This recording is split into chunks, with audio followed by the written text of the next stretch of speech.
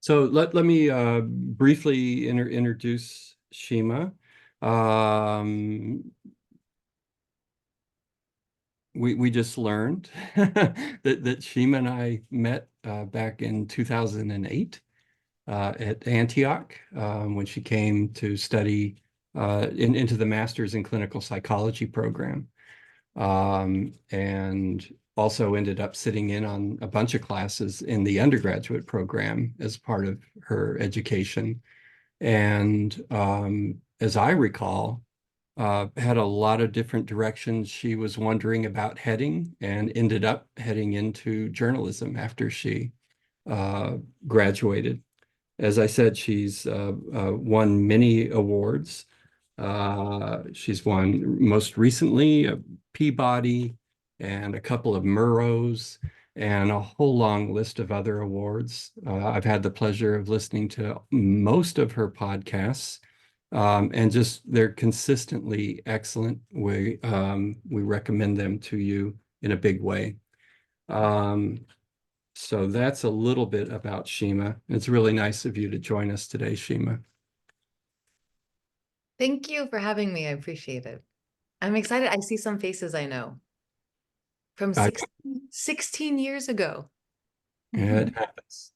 Wow. Um, so one thing that I wanted to mention right off the top is that you've got a new podcast series that's dropping the end of the month, called The Competition. Yes, it's about it is the most lucrative scholarship competition in America today, exclusively for teen girls. It's something that I competed in when I was 17 years old, to try to get out of my hometown, Reno, Nevada, on and get a lot of money so I could pay for myself to go to school. And it was a very uh, culture shock like experience then. And about a year and a half ago, they asked me if I would come judge. And I replied, I would love to do that if I could have two producers come and record the whole thing behind the scenes. And so I recorded my judge side, they recorded the girls competing side. It's one girl from every state. And something happened at the competition.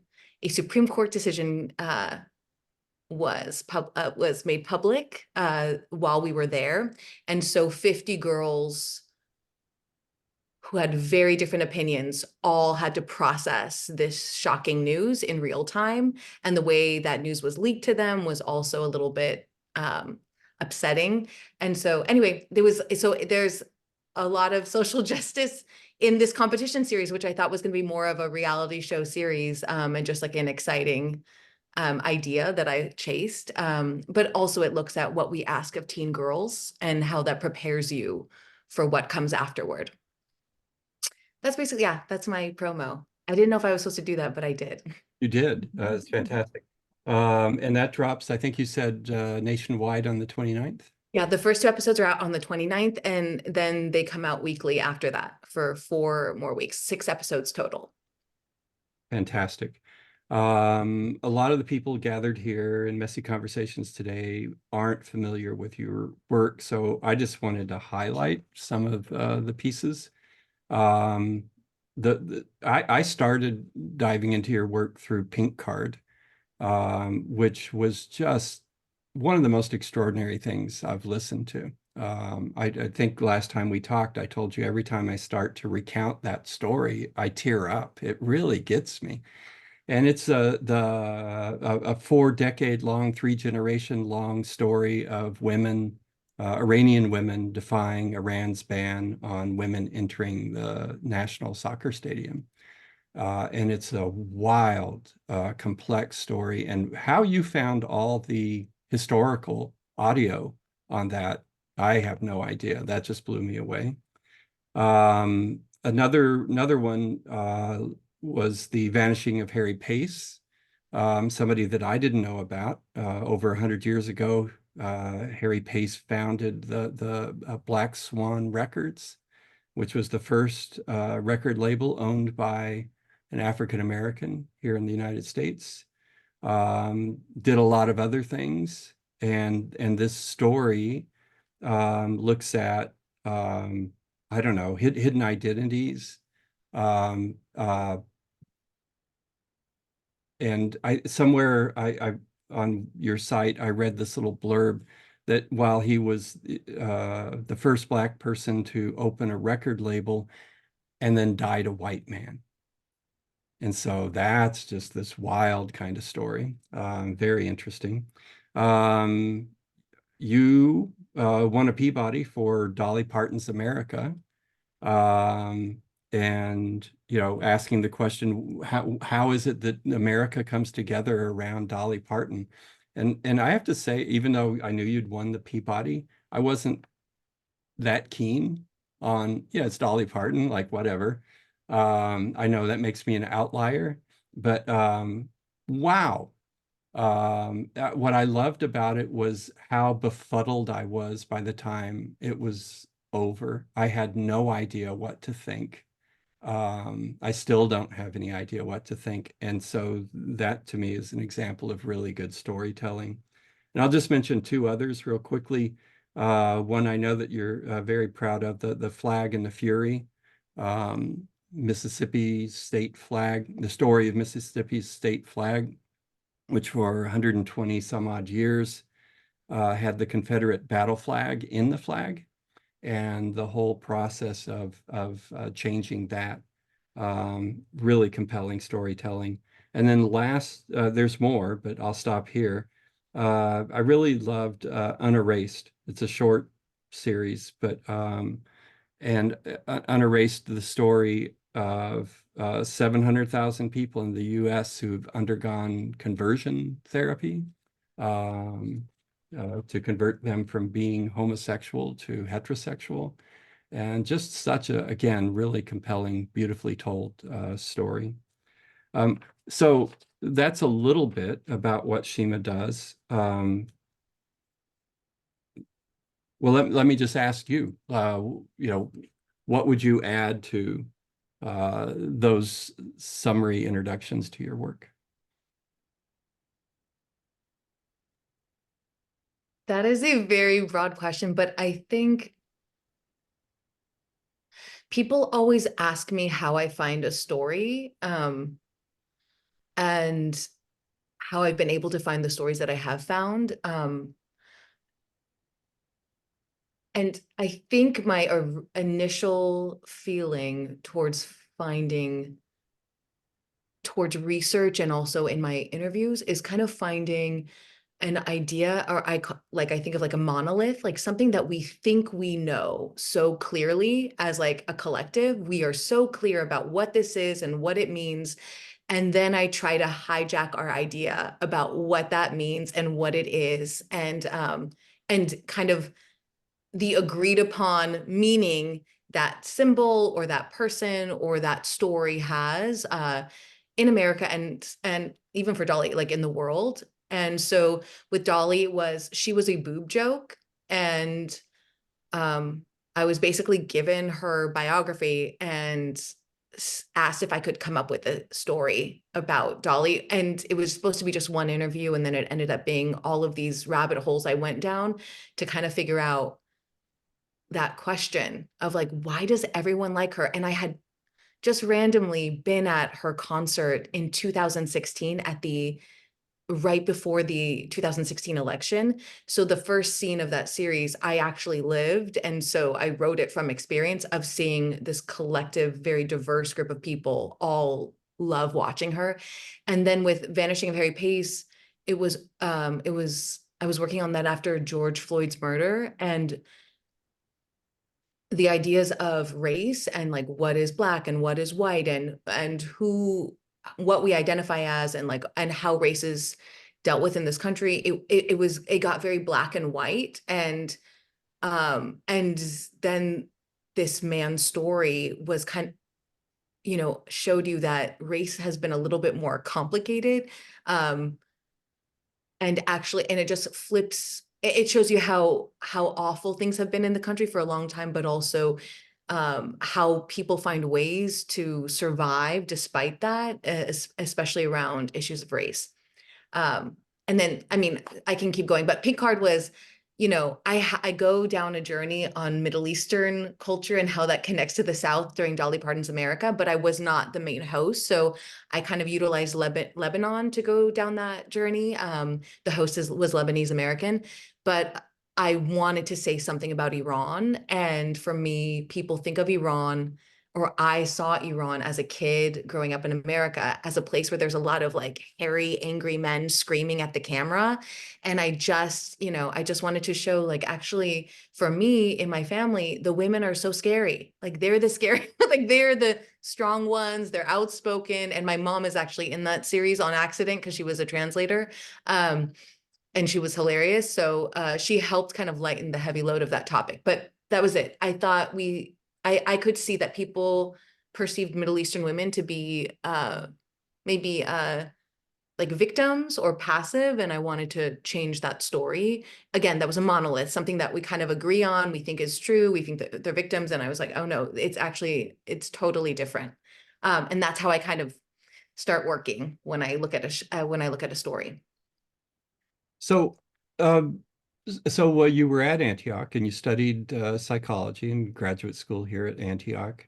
What led you to go a different direction after you graduated and get into journalism and storytelling? I really loved the therapy program, and I really loved the people in my program too. And I think I was trying to figure out things too about life and myself through the program. Um, and then I and then I sat in on your class, The Politics of Psychology, and I was like, maybe this is all corrupt and I can't do this. And I remember since I was young, I was scraping for this, like, what actually changes the world? Like, how can I help the world? What do I do with this like 5'2" body? I don't know. And I was very hungry for knowledge. I was hungry to do something and I didn't know what my purpose was. I think it's a very young energy to have, like a young question we ask ourselves. And actually at that time, I came up at that time, I thought, oh, it's in education. If I can go get my PhD in education, I can change how education is done. And I actually saw that at Antioch. Like, I loved, the undergrad program too. I loved what everyone was learning. I loved the texts that were recommended. I was reading all of them while I was getting my master's. Um, but I thought maybe education or changing education in America, especially public education, was the way to change things. And then on a whim, I ran into someone who had a TV show greenlit while I was applying for my PhD, and I got on a TV show as a showrunner's assistant. And I worked in comedy TV for about 6 years. And in my fourth year at Brooklyn Nine-Nine, I just got, and it was again before that 2016 election, but already you could see what was happening in the country. I just felt really empty, and I felt like I thought comedy was the way to change the world then. I thought this is how people kind of have to ingest things they don't want to deal with because they're laughing, and maybe this is the way. But I felt like writing on a sitcom was like not the dream anymore, and or making my own sitcom was not the dream. I wanted to work in political comedy. So I moved to New York, and randomly, my first job I got was at Radiolab. And it was basically me just figuring it out as I go. I thought I was going to go on a TV show, and then that fell through. And then this was the first opportunity. And I will say that when, after probably a month or two, I felt like I came home. It was everything that I'd studied music as an undergrad. I knew how to sound design. Um, and I was a nerd, and I was like kind of hiding that. And this allows me to be a nerd, and it allows me to talk to so many people. So my psychology degree really helped me, especially in Unerased, those interviews. You don't hear me so much, but there's a lot of pre-interview prep, and I am with those people. They are telling me their story just one-on-one, and then they have to trust me along the journey because people are sharing some things that one could get them in trouble. One of the men did some things that he was very regretful about, and other people were just sharing their trauma and their family trauma. And I wanted to be someone that was actually trustworthy. So all of that ended up serving me, surprisingly.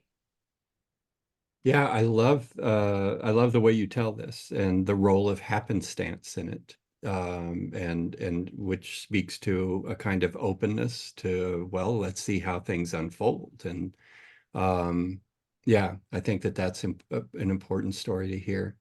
I just realized at the beginning, I forgot to mention that if you have questions or comments, just please put them in the chat and we'll get to you in about 15 minutes or so, and you can join this conversation more actively.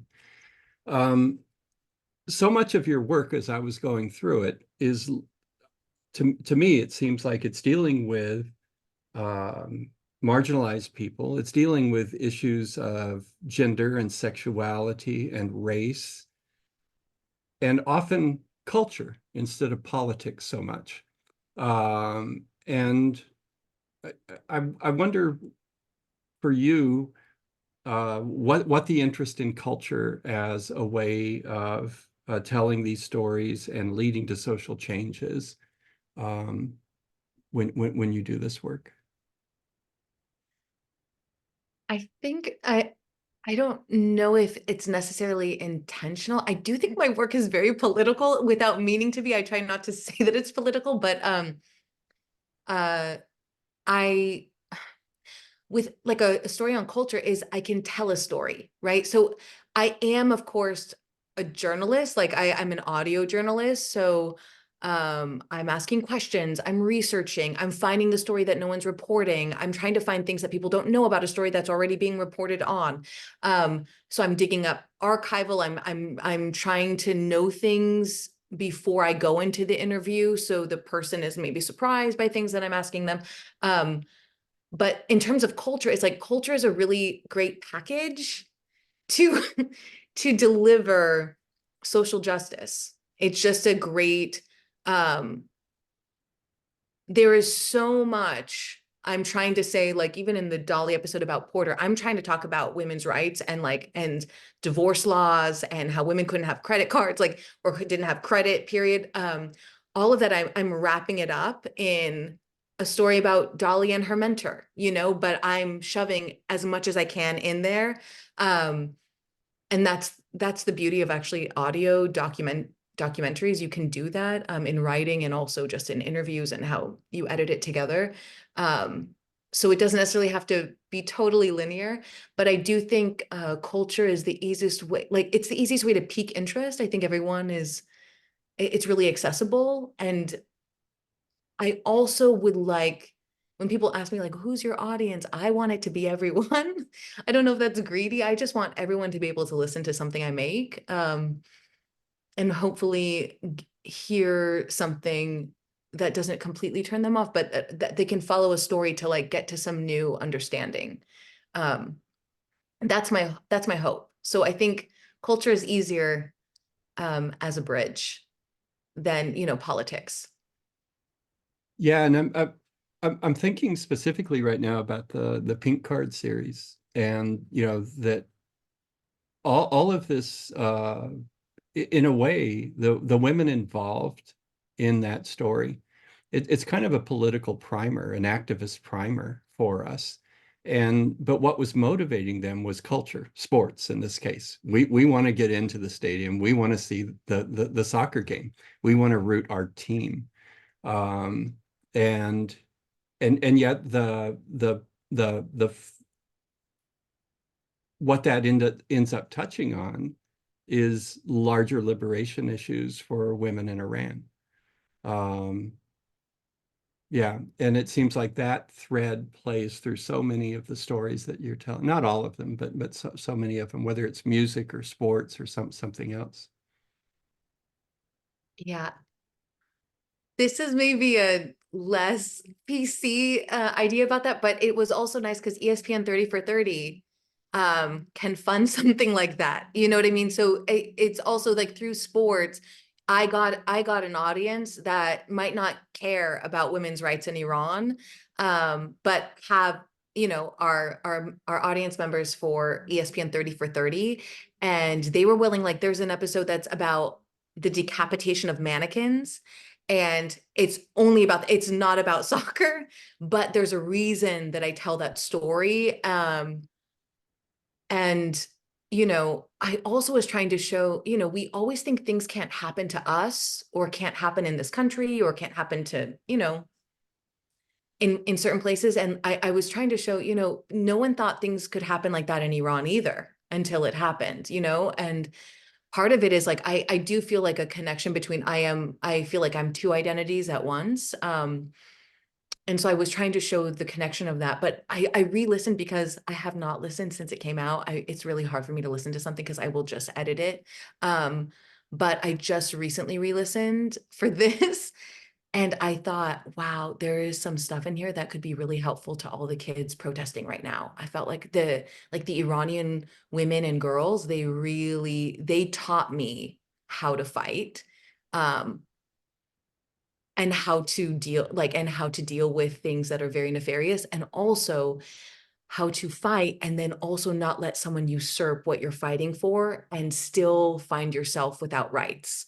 There are things that happen where you think it's all going to be okay, and there were things that dictatorship did which took out a revolution from under them. And so there's a lot to learn. Joy is a huge part of that series.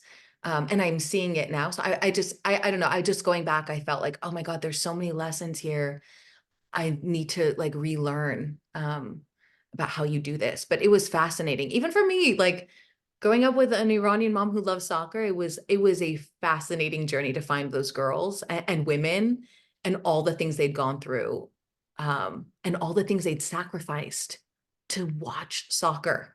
But it was obviously for something much bigger, but it can feel really small at times and very depressing. Um, Yeah, well, and then you just mentioned something I wanted to get to, which is the joy that's also in that series. So it's got its dark moments, including the death of one of the activists and protesters, and um, so it has all of that, but it also has all of this joy. And as I know the intention wasn't to be a political primer or an activist primer, but I think that's sort of what's there. Um, and and so the inclusion of joy in that seems so central to me, and often goes missing in the activist work that I see around us today, where we're so serious and continuously and not touching base with the joy in the work that we're doing. Um, and what is my I think I have a question around that. Um, and I think that that's present in most of the stories that you have been telling. So you don't just tell the horrors. You don't just tell the struggle. You also include the joy. And I wonder if you could speak to, is that intentional on your part, or it just fell into your lap, or yeah, I think like a film director when I'm making these projects. And so I will say on more than one show, I am channeling like I don't know if people don't like this person, but Quentin Tarantino, there are moments in a Quentin Tarantino film that I am channeling in Pink Card. I or no, I did it for Dolly on Dolitix. There's an opening scene where I literally use that soundtrack. But for Pink Card, I used Ocean's 11. I was like, I want this to be an Ocean's 11 movie, even though it's about these girls like fighting the morality police.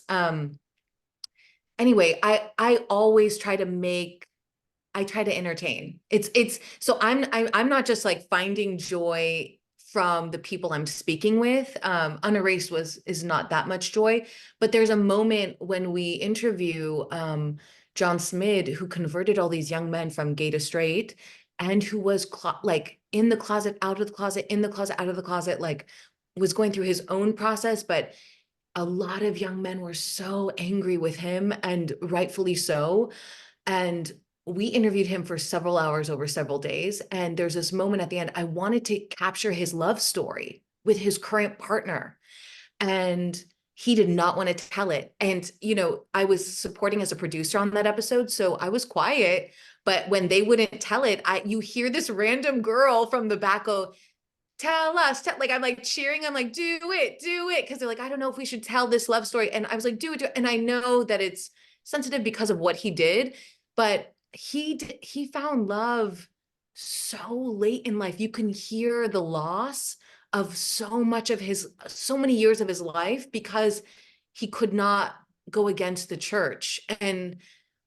And their love story is beautiful. And they were both men who had tried to deny, their sexuality for so many years. And even though one had a lot of regrets about what he did to other, or what he encouraged other young men to do, it still needed to be heard. So I like it. I really trust my gut. Like what I think is interesting, I want to enjoy an interview too. Um, I want the person to be surprised by what they say. I'm always chasing joy in every aspect of production. It is not joyful. Sometimes it's very hard, but my mom was this hidden gem on Pink Card because she was so funny. She brought so much joy, and she hates at first when she listened, she was like, you just made me the clown. And I said so many deep things. And I was like, Mom, you didn't. You are a funny person. Like you, I mean, I'm not saying she's not deep. She's very deep, but part of her trauma leaving her homeland at 19 is like, she's tough. She's like funny. She just became funny because she is so tough. She can't even help it. Like even, in some very sensitive things she's translating, she's, asking me how much she's going to make that day from like how much she's going to get paid. But, yeah, I think joy does come out of all of that. I do try to find beauty even in the ugly things that I'm reporting on. Thank you. And earlier I was mentioning that most of your stories deal with some intersection of sex and gender, sexuality, race, and so on. And could you say anything about what draws you to that lens as you look for stories? Yeah, I think a lot of my anger comes from those places. I like those are the places where I have a lot of pain. It is things that have happened to me because I'm a woman or because of sexuality or because of my race. And feeling really lonely about some things that happen that you can't talk about with other people. And I think the loneliness and also the feeling of injustice and the feeling that I couldn't say something, or when I did, I was punished. Whether that be, it can be in so many places. So I think some of my personal experiences, being censored, like, yeah, being censored, or struggle in the workplace, struggle in religion, struggle in going to school as a kid or as a grown person, just all of that feeds into my work. And the work's not about me. But I will say the behind the scenes of like cultivating, knowing who I want to be able to speak their story, and um everything I do behind it, you hear I am there. Like even in the projects where I was a producer, strictly a producer, and you cannot hear me in the tape, um I like my heart is totally behind all of that. And it's also a way for me to get justice because I can't always say things, or I have said things and it did not and in a society that is unjust, you get punished for doing the right thing a lot. And I love being able to help others be heard and be the hero. Like I wanted Sarah to feel like she is the hero of the planet when she heard that she heard the series of Pink Heart. Dolly is not the hero of Dolly Parton's America.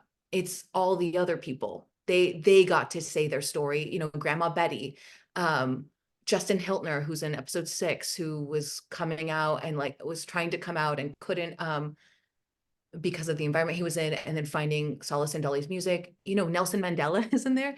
Nelson Mandela's suffering is in the Dolly Parton's America series. No one asked me to find those stories, but to me, that was the most interesting part of looking at Dolly as a prism. And the vanishing of Harry Pace. Harry Pace's life and all the artists, Ethel Waters, Roland Hayes, there were tremendous artists alive during Harry's time that suffered so much and were not heard because of their race. And I wanted to show why that was and how ridiculous it was.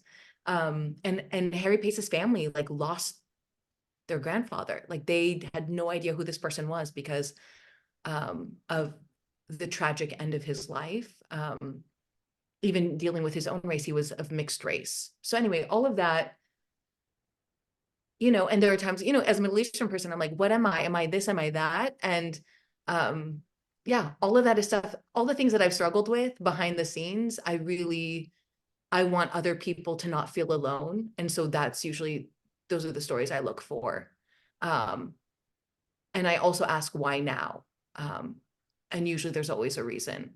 I think having a very diverse group of friends, which I do have, um, it helps you hear things that are like the holes in the conversations happening. And I try to listen to what maybe different friends I have are not agreeing on, or like what is the thing that is not being said. And so that really helps me too. I'm very lucky in that way that I know a lot of people very intimately that are very different. Um, anyway, that's It it just, I mean, I don't know. This sort of just dawned on me, which I'm a little embarrassed about. But it seems like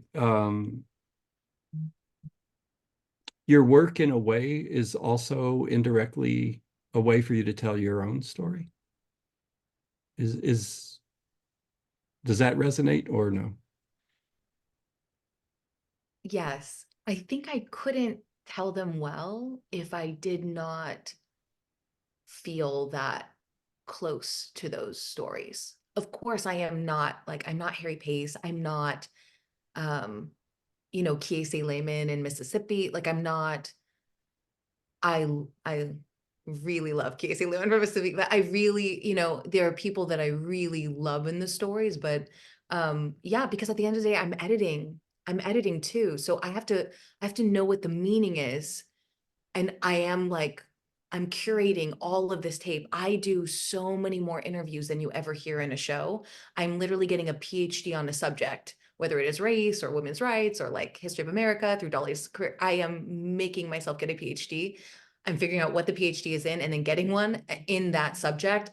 And then I interview so many more people than you'll hear. And then I have to figure out how to tell the story. So I'm telling everyone, I'm telling probably all together because I use so many voices. It probably is somewhat, I am the through line through the show. Um, but yeah, and sometimes it's not necessarily for me, but it's for my for a me that already went through something hard. Mm. It's like, oh, I really want that younger version of me to have this. I think Pink Card was like that. I really wanted the younger Shima to like hear this. Um, but all of them are like that based on whatever has happened to me. I will say like it's really good I tell young journalists all the time, I say, notice where things go bad in your life. Like notice where it's so unfair, it's so unjust, it's just like you cannot believe how badly something is done in this world, and do not forget it, and you will find your story. I think it's like it's one thing that we have left. I do think that the stories do change how we perceive things, and you can't really change things unless people's perception changes. We get the media we deserve. It's like it's proven. And so yeah, I'm hoping to change things. I mean, media though is, if you can't tell, we're having a hard time right now. So trying my best to be a little bit of a light, but yeah, it's really hard. Um, yeah. Let me try one more question before we open it up and see what questions our audience has for you.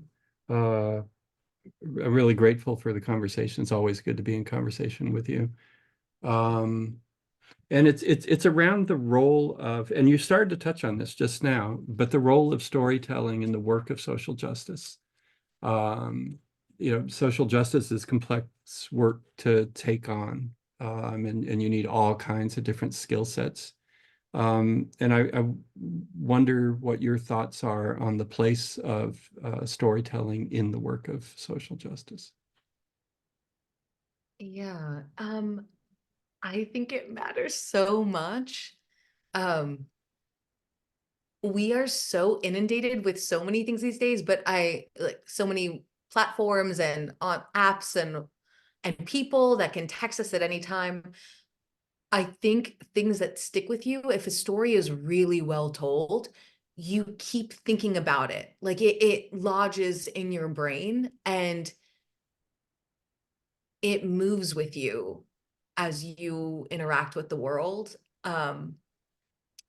In a way that other things don't. And so I put a lot, like it takes so long to make a 40-minute thing, but every millisecond, I'm really trying to like make something that is so well done, hopefully, that you can't forget it later. And I do think in the medium that I use, people will say things in audio they will never say on a camera. Mhm. That is very, they will say messy things. Which is really helpful and I think is really great to getting to some new truths. I love that. And so I take advantage of that. And also, it's so noisy right now. It's like so loud. And I went to a dinner and like I had a friend whose father's a rabbi and she was telling me how she was feeling about the protest. And then I realized like on my Instagram, I was only saying one thing. And then, there's we get so, it's very, everything is like on fire. It feels like on fire. It's been like that, but it probably has always felt like that, and I think the one piece I have is, oh, it's always going to be like this. It's probably been this way since the beginning of time. We always think it's new, but all that I can do is fight anyway. And like this is kind of the way I fight and I feel like I'm heard because I will tell you, I am very loud in my daily life. And so I don't feel heard, but I definitely feel heard when I make a show because I do think it's more compelling to hear a show. And you hear from people, even the Mississippi flag story, it's like, it seems so stupid. It's like, who cares? It's a flag. It's just a flag. It's just a flag. Who cares if there's a Confederate symbol on it? What does that even mean? Like, there's a lot of opinions. And then I found this archive from the 2001 referendum election about the flag. And they had these like get-togethers with all the Mississippi citizens at different cities, and people would say how they felt. And until you hear the way the Black citizens are speaking compared to how the white citizens are speaking, you don't understand how effed up that flag is. Like you cannot understand Mississippi until you hear that audio. And it was my great good fortune to find that audio. But yeah, and then you find out one of these girls who's a teenager, a racist teenager who is screaming, and everyone else has to sit in their Sunday best and be so polite, like everyone who's taking it. She's screaming. She became a radiologist. I found her later. She's a doctor in Mississippi. Like the same, she was valedictorian. It just like that stuff shocks you in a way that I could never tell you, yeah, this place, there is some racism happening here. Yeah, it sounds like everything else you've ever heard. So even with the competition, this like teen girl competition series, I was like, people hate on teen girls all the time. The part of myself that is a teen girl that you probably have heard some of her peek out during this conversation, I hate on her. I'm like, oh my God, people are going to hate that. And I talk too much, talk too loud and like too high, like, and I'm, too expressive, all of that stuff. Why do we do that? Like, what is happening? And what is it really like to be a teen girl who like has a dream and is trying to make it in America, especially if she comes from a working class or middle class background, like what is that like? And how much have we set up against her? On top of just the ways we hate on teen girls.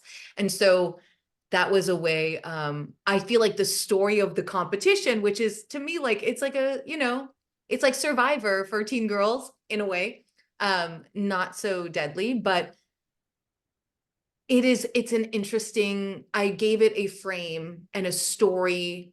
I gave it a story container so you can feel and hear them, but in a way that is interesting to listen to. And I do think it changes your mind about how you think about teenage women.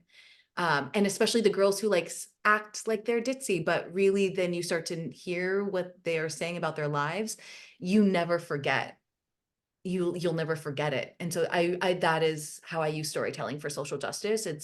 It's one thing to I want to change people's minds. And so um telling them what to think is not going to do that, but having them listen to someone that's telling an interesting story that they're not quite sure what that story is, by the end they're like, oh my god, I had no idea that I think like this, or that people, or that I think about those people like this, you know. How you think about Middle Eastern people, how you think about, Southern people, all of that, how you think about religious people, I wanted to change how you think about it by the end of the show.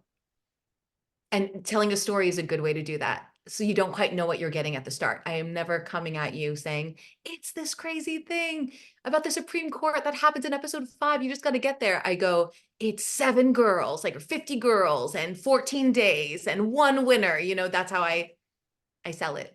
That's how I entertain. But hopefully I change minds at the end. I love it. One of the ways of understanding who we are as human beings is that we're storytellers. It seems to be distinctive to us as a species. And I like what you say about the radio and podcast format of telling stories, because it does kind of take us back to sitting around the campfire telling stories. So I love that. I know Sarah Beth has been looking at the chat. I don't know, do we have questions or comments in the chat, Sarah Beth? We don't yet, but I do. Well, please carry on. Yes.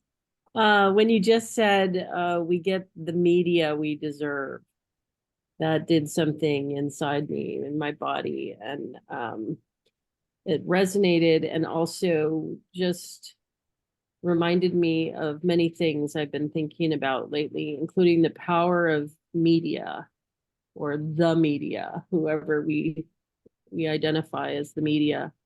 And certainly when I was growing up, that was a qualified group. And now everybody who has cell phones has some agency, for the most part. And so I'm thinking about when it comes to social justice, um, sharing stories is often diminished by those authorities. Um, and stories are often considered anecdotal or isolated incidents. But when we add the video to it, and we add uh, our connections through these algorithms, we can connect with each other or connect about these stories and experiences. But I've been thinking about this especially for those who are actively trying to survive war in the world. Sorry about that. And how those stories are being censored and blocked, and also narrated by people who have no relationship to those experiences. And I'm just wondering if you would say more about that. We get the media we deserve. That specifically, and I felt bad saying, as soon as I said it, I was like, oh, don't say that. Because like, do we I deserve to I have think a it's powerful. Yeah. actually, in some of my first months working in radio, I read statistics about this that stated that because of the way media is sold and the way media is consumed, that basically what sells, you're right. So Trump sells papers, right? So like there's basically kind of almost like the life state of the people does create a kind of like ravenous animalistic media that's like looking for the next thing and like something to consume. And so that's what the study that I had read was basically saying, that if people wanted something different, we would do it this way. If they wanted to they would do it that way. Of course, if you have not experienced like a great story told, like until you read a great novel, you don't necessarily know that a book is a great way to read, maybe more than an article to get something, right? And so some of that is that we're not offering it to people and we're not educating people. But in terms of the media we deserve, I mean, we have a very elite media. Like my number one problem with all of media right now is like, we don't have enough working class journalists. We don't have people who come from circumstances where they have ever had to struggle financially. That is a huge problem. We actually have a pretty racially diverse media. It's still bad, but class is the bigger issue in terms of people reporting stories. And the stories you'll get are very different based on what class you grew up in, like what you saw as a kid, what you experienced. And so I think that is the biggest problem in media is we don't have enough working class kids becoming journalists. Um, I wasn't necessarily working class, but I was not like, I never thought I would be a journalist because that was something that rich white people did. And I thought it was boring. I didn't understand even what it was because that was not an option. Um, so anyway, I think that is a definite problem. What I am seeing on TikTok, which most of my friends do not, it depends.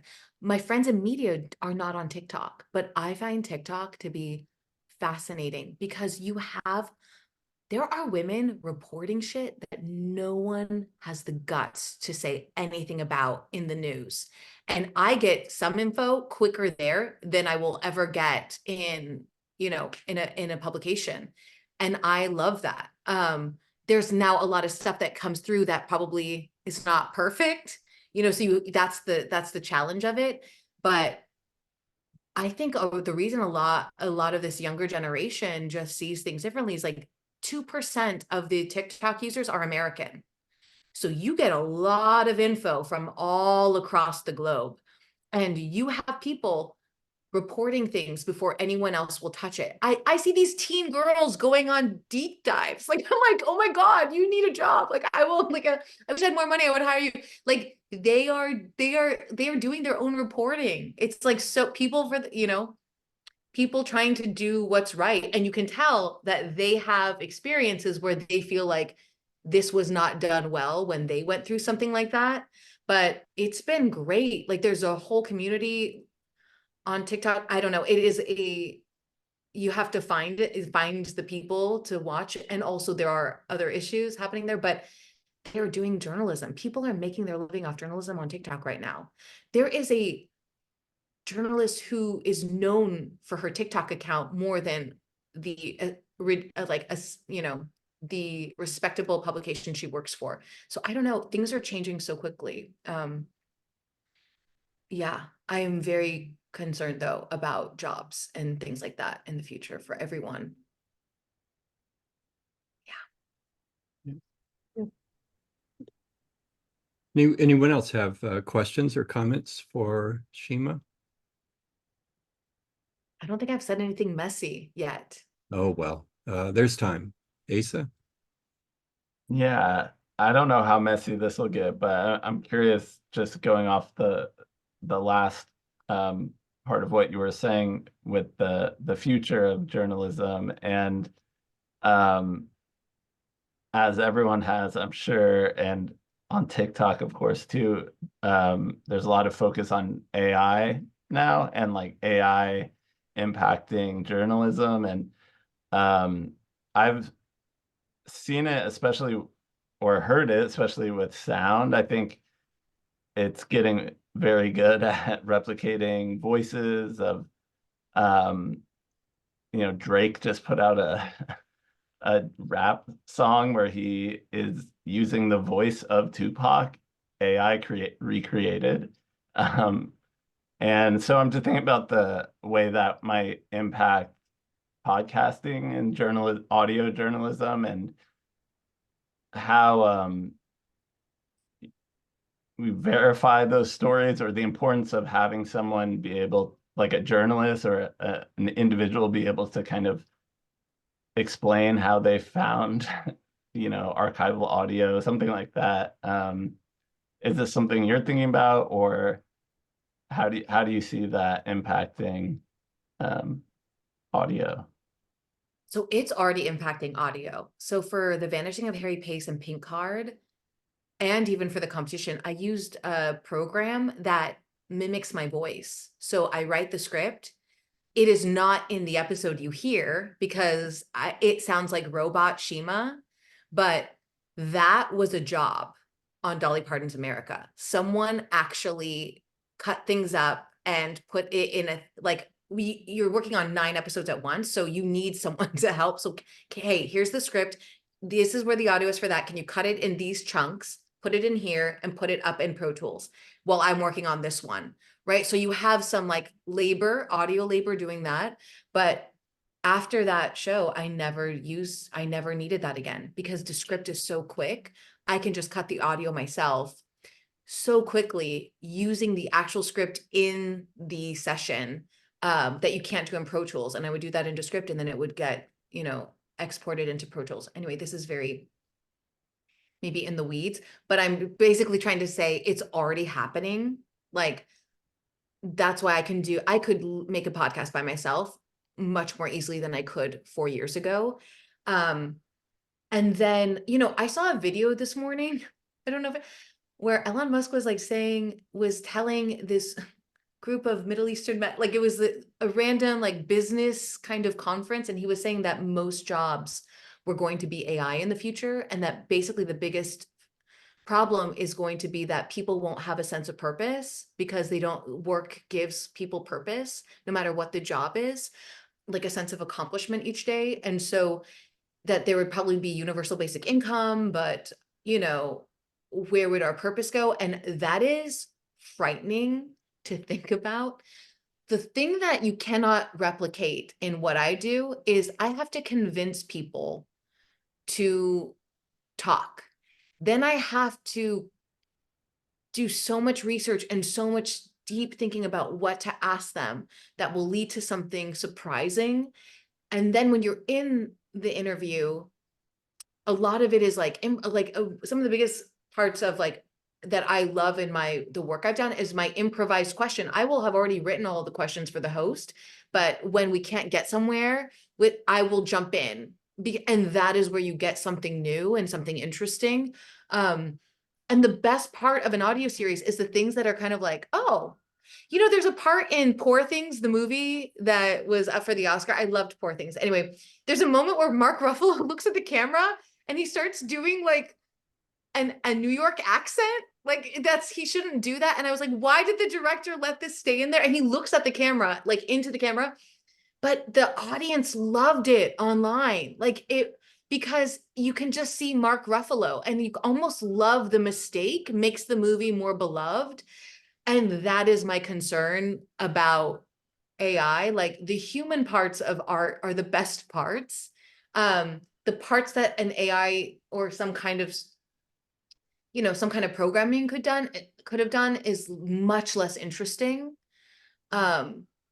And is not that good. But I mean, these are things that I am terrified about that. Like, I hope people don't lose their jobs. I don't know.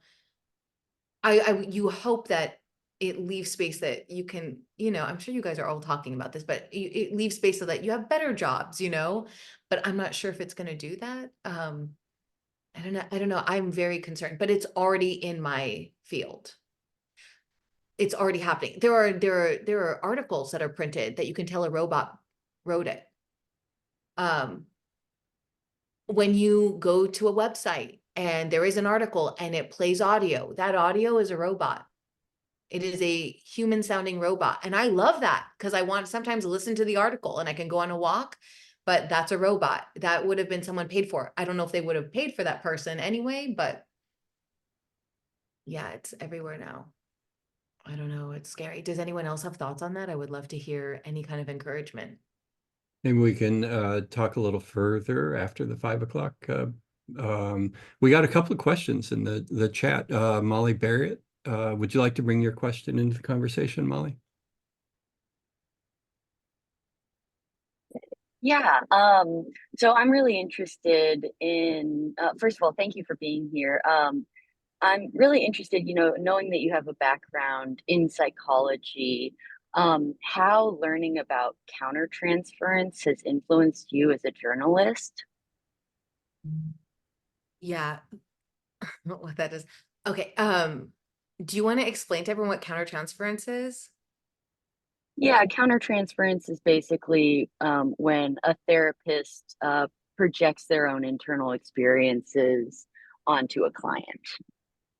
Yeah, so when you are, so the good thing is that no one thinks I'm their therapist when I interview them. So that is very helpful. I am also not thinking I'm their therapist going in. But I will say that the exposure I got from my psychology background, getting my graduate degree in psychology, is that I was exposed to many different people and I was exposed to many different sufferings. And also, I wasn't afraid of talking about things. I didn't think that talking about things would necessarily create. I found I found the power of talking to be very important and healing. So I would say I probably have countertransference. Like I think we all kind of do. Like if you never tell a lie, if someone lies to you, you don't think that they're lying. Like that's some I it took me a long time to realize that. I'm like, oh, people can lie. Like I'd be like, you can see it on my face if I try to lie. I can't. Like it's like, but if someone lies to me, I will totally believe them. And then I had to figure out, oh, they're not me. And I think that we all kind of do that. We think that people think like us. We think that people, we try to connect with people. I think it's important to see ourselves in others. Um, but in terms of, yeah, I mean, I just try to cross, I think it's the bridge metaphor is best. Like I try to cross a bridge. So I try to connect in some way, but I in no way think that I'm John Hawkins, like who or I didn't try to usurp John's story in the Mississippi flag story. I don't know. Is that clear enough? You can say no, and I can try to answer it better. Um, I will say the biggest struggle I have is when I am hearing a traumatic story, it is very hard for me to let go after the show is done. And it is mental health for journalists is a very serious issue.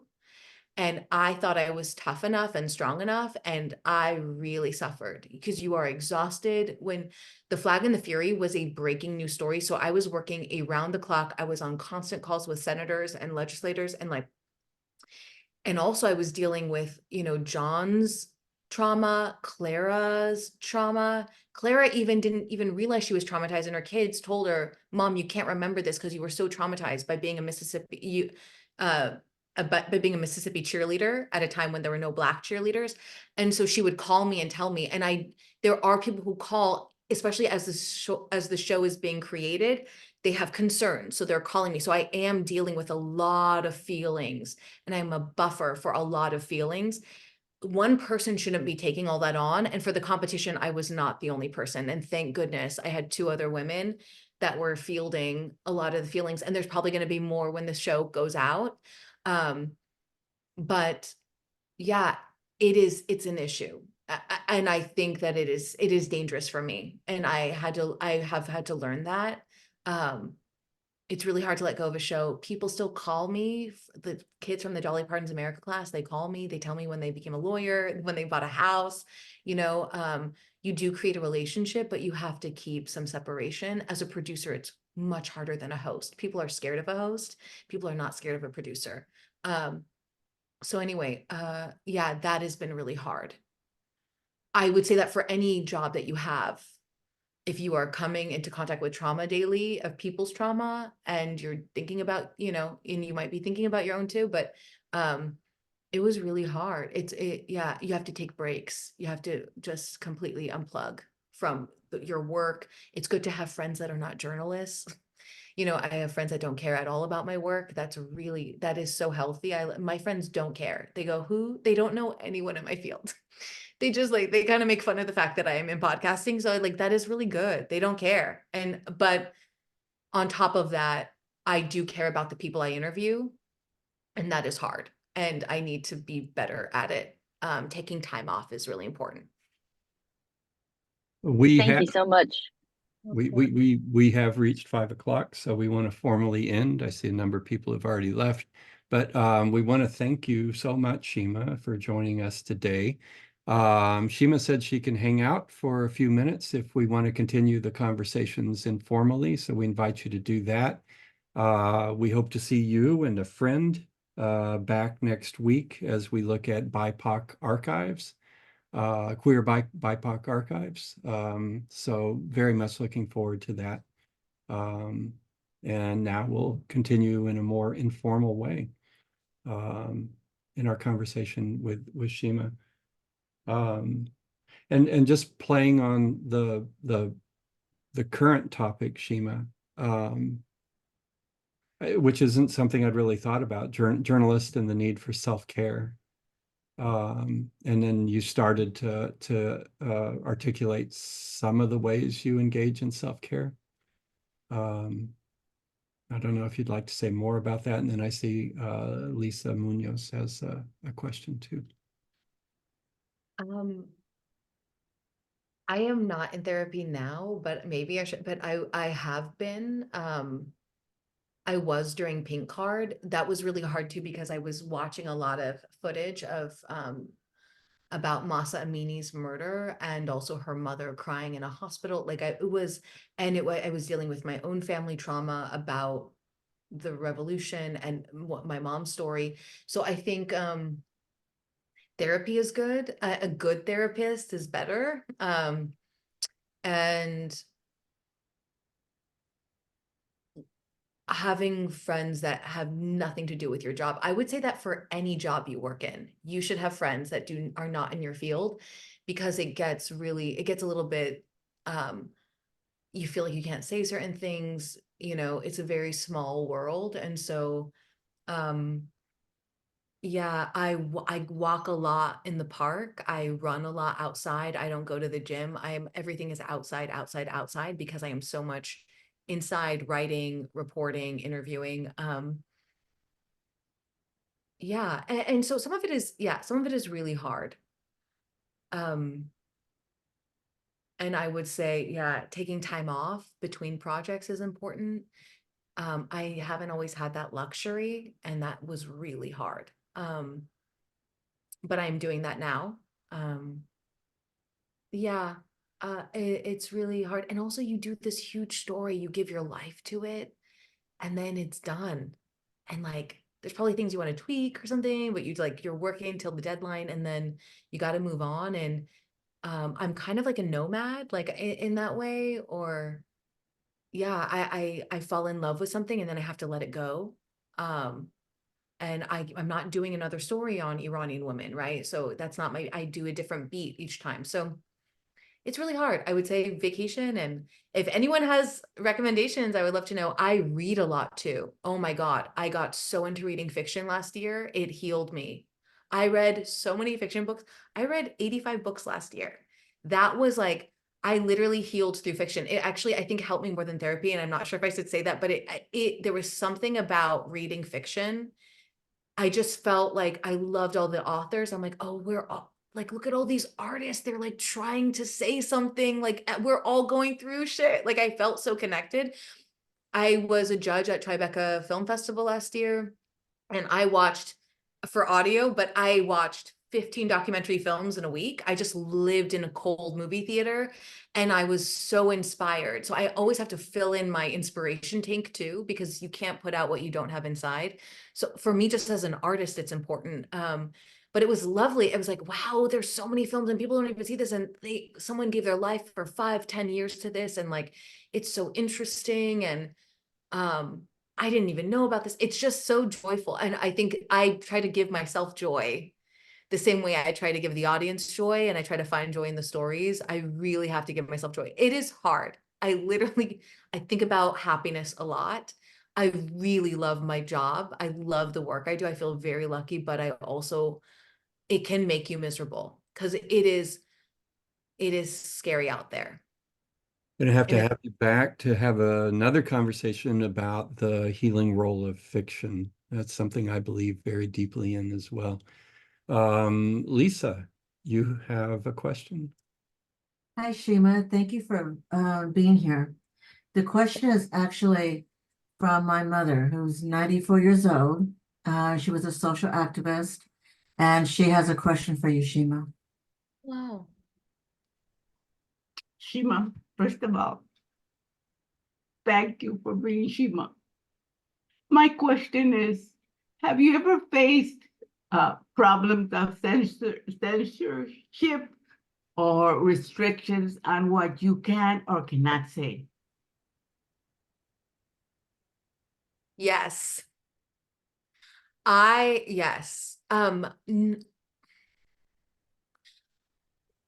You always have to, like, an editor is so important. A good editor is so important for any kind of artistic endeavor. And I think some of the editing is very helpful because even when I listen back to Pink Card, I'm like, oh, I would have edited this more. Episode 3 and 4, I'm like, I could have edited this and that, but I was like working on a deadline and I had hired an editor like part-time. So I didn't always have access, but I did most of Pink Card by myself. Like no one watched over me. I am very lucky that ESPN 30 for 30 just let me do whatever the heck I wanted. There was really no, it was almost like to my detriment that I could just do whatever I wanted. Though people seem to like it. I've talked to several students about it in the past week, or many students actually on different talks. So, but I'm harder on myself. So there's some ways that an editor is really great. There's other ways that um, if they're not willing to back up the reporting with a lawyer and like a possible lawsuit, they do not want you to say certain things, even if they are true and you have things to back it up. And in the normal news space, this makes sense a little bit. But because they're built to be able to like deal with, lawsuits in terms of like publishing the truth, under First Amendment rights. But with audio, it's a little bit harder because you're kind of in between journalism and filmmaking. Like you're art and you're also journalism. And so depending on who you're working with, they have different fear levels.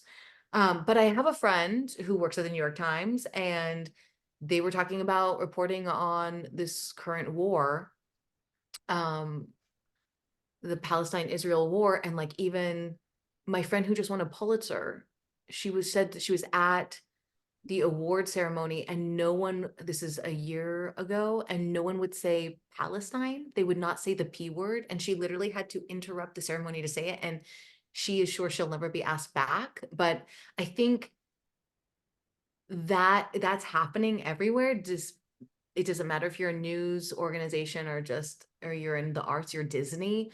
But yeah, there were things I wanted to say about my own experience in the competition that I did not say. Because it would have been a bomb going off in the middle of the show. And so some of that, but I can say that for another show. So I think that, yeah, I am censored all the time. Part of it is good editing, but part of it is censorship. Because a platform has to be able to back everything up and have to be willing to want to fight in case there is a fight. So yeah, I mean, it happens all the time. I've been really lucky because I've had a lot of independence. Or sometimes the editor changes the meaning of something. Like I don't think, like in episode 2 of Jolly Parton's America, there's a big kind of coda about forgiveness, and I had even said the reason she is so powerful or she is saintly these days is because she has undergone like so much, pain, especially with that mentor she had, and she never said anything. She never complained and she forgave him. So it was actually my hunch that like, oh, because she was so stoic, that cause created an effect that she is untouchable today, that suffering that she had when she was in her 20s coming up. But at the end of making that episode, I was like, but it's not about forgiveness. She forgave that person who abused her because he had died of cancer. Like he had gone bankrupt. She pulled him out of bankruptcy. Like we all know who Dolly is. We don't know who that guy is. And that is why there's no even question about forgiving him. Of course she forgives him. Like she is the powerful person in the room. She is not the 20-year-old girl who is suffering in the room. And I think that could have been a different, that could have been had a different meaning. And as a woman, I felt like that was important to say for other women, is like, she didn't just forgive and that's why everything is great. Even though that had been my hunch, it was more that she forgave because she won. In the end, she was victorious. She overcame everything. There was no reason to hold any kind of bitterness, but there were other women who worked under that person who did not have that story, and I interviewed them. They are not in the series, and they had pain they were still carrying. And so I felt like, we didn't say that. It was a simpler way, and that was the host's decision. That was the meaning of that episode, was she forgave bad things from bad men, and that's why she is amazing, and it wasn't quite that simple, but I did feel like we could have added more nuance. I felt like that was important to say, but that's an editor. You go back and forth. Sometimes I win, sometimes I don't. It depends on who has the most power in the room. Yeah, but censorship is always something I have to fight against. Shima, there's Jennifer Bradpiece has some comments and a question and asked me to read this. She put it in the chat. In your podcast, I found so many things I actually do believe could help the world come together, specifically critical thinking, intergenerational conversation, and those marrow bone stories that live and breathe with you and change your molecular structure so much more than too much of what you hear from those engaged in social justice movements on social media and even on college campuses today. Those I know who work deeply in social justice always go for stories over, say, the rules. So thank you for all that and much more. I've enjoyed your podcast so much. Will you say more about what techniques and orientations the women in Pink Card might have to offer young outward-facing social justice movements today? Yeah, that's the question. This would not have been my answer if I hadn't just re-listened. I would say record everything you're doing so you can tell your own story. That is I think that's really important. And I think especially because arguments about the truth are very prevalent these days. And so I would say record everything, and then bring joy, and as much as you can, like, know that you're not alone. I think the power that the women in Iran had is it was really hard, and it's still hard, but I tried to do this in my telling of their story. I tried to show a lineage for hundreds of years. Like, every time there's an advance of justice, there is a backlash. Like, it's just, so you have to know that too. And it helps you steel yourself for it. And if you know the stories of all these other people, and you even know your lineage, like, oh, there was like this Iranian warrior who like dressed as a man and like fought in this war, like, that is really helpful to know. Like, it's not that you're going against your country, that you are actually part of a lineage that has been erased. And so I would say encourage each other as much as you can. Record everything, tell your own story, or like bring it to someone that you want to help tell. Tell the story. There was something about, I'm looking again, about, yeah, I really try not to preach. I am a natural preacher, so I really have to try not to preach. I really want to tell the story in a different way, which is probably why it's usually not my story. I am sometimes adjacent to the story, but it is never my story. Even with these teen girls, and I am a judge at this competition, I am a character, but they are the stars. The 7 girls that we most closely follow, it's their show. And so, yeah, I would just say, like, try, I don't know, like, you got to encourage yourself. It's really hard. But encourage each other, and like being open to the things that are not so black and white. Even as I say this about, you know, the current war and the current protests at schools. You know, I have friends that can't look at it because they feel so like they feel very hurt. I have Jewish friends who feel very hurt. Some are very happy and fighting on fighting next alongside the protesters, and some feel like what they have seen online has felt too painful to them, or what has been said about them online, or so it's complex. But so then I'm trying to look at what's the story that is behind that story. Like, what is the story that's a little bit more complicated? I think I do my work also to encourage myself, and so I would say you got to just encourage yourself all the time, um, and then encourage each other, and try not to be isolated if you can. So yeah, I am very, and I am just telling you, it's all messy. Like all the subjects I take on, they are messy. It's so hard to tell the right story, and I agonize over it as I'm working, and especially once it comes out. But I do my best to make a messy story too. Um, and it kind of frees me like, oh, this is not the last story I'll tell, because there's more messiness to find. Yeah, yeah. I would, and also read novels. And read novels. Very Cheese important. novels even. Read like like I will, yeah, just be in other people's lives. And that includes fiction. It's a long road. Yeah. I'm so encouraged though by everything, by all of it. I try to, yeah. I think Asa asked, what was your favorite novel you read last year? Oh my God, I cannot tell you. It's so bad. No, it's because it's a fantasy novel. So I don't want it because and then it also has, it's a little bit smutty. So I did not know that when I picked it up. One of the teen girls recommended me something. I read it. It was awful, but there was something that bookstore owner told me to get instead.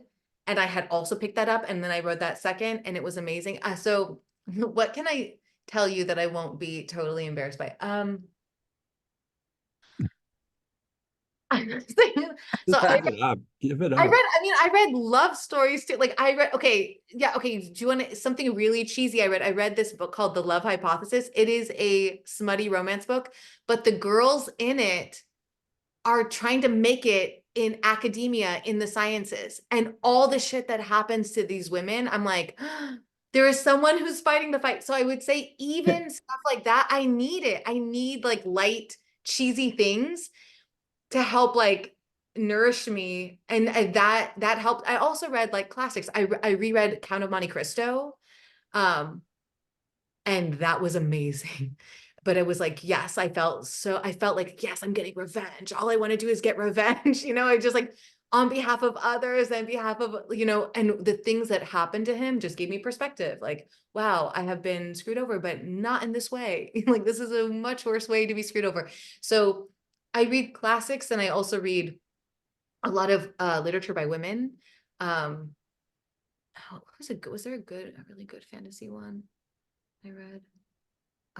I reread A Separate Piece because it was a teen story by John Knowles. I loved that story as a kid. Those are by men, but yeah, read a lot of contemporary fiction by women. Um, yeah, that aired on the side of not being so respectable, but it was, I don't know, I loved it.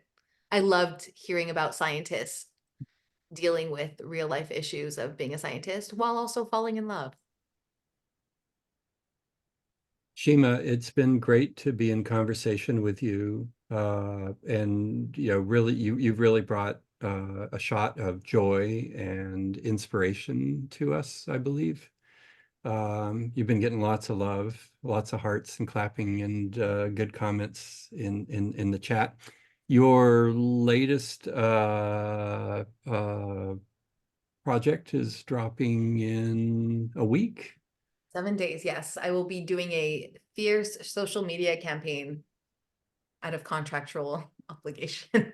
You'll see that very soon. Yes. You're going to And meet 7 extraordinary teen girls. and in the chat is your website where people can find links to your other projects.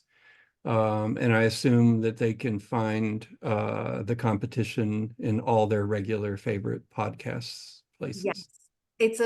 The image is like three girls like holding torches and also and dressed in school clothing with the notebook. Anyway, it's the competition. There's like, it's very bright.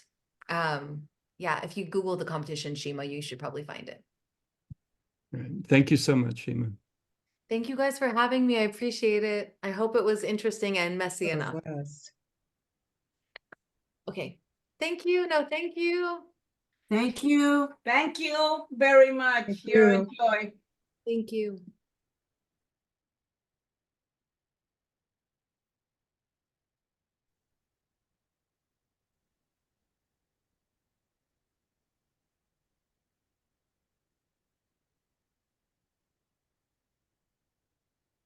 Okay, then.